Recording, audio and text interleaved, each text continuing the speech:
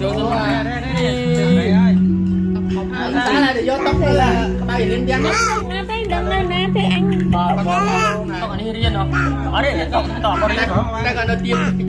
Chả nơi tôi khóm nó ăn lấy nhỉ? Sao? Tôi khóm nó ăn lấy nhỉ? Nè tôi chiên lên tiêu đó. Steak cho hỏi steak à? Nè con sờ bài chết đó cây mai căn cao đọt bì à?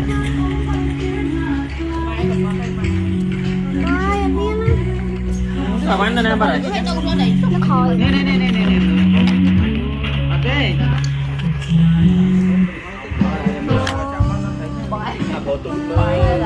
Sao này nhau vô? Tụi tôi tranh thì đang ngọt vô vậy. Sao anh mình là cây lưng ăn? Tụi tôi nào đi này? Tụi tôi nữa đã kia nó. No tụi xuống bút. Cho nên khúc cái này kì khúc này liên miệng đây luôn bạc. Cha khúc này nơi rồi.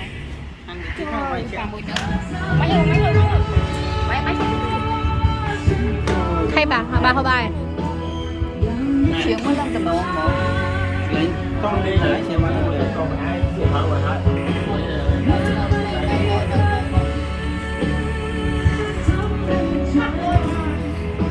Ui mà ơi mưa còn lâu đó ẩm trời ơi gì nè. Chọc. Bài không lát bên ta chơi điện học mà. Đây chân một xa lái nha nè. Yeah. Chia. Đách ơn. Đách món á. Ba viên đây bị tôi. Ba viên đây bị tôi chăng á. Tay không làm việc thật thì.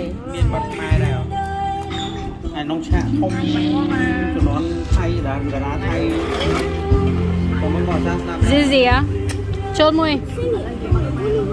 Ui. Nó tháng còn. Chốt. Chỉ bắt điện đi. Con của nó Sao? bé. Tờ. Đó, hai tà. Tờ. Chồng mày chơi hai chốt sao một hơi bị sao?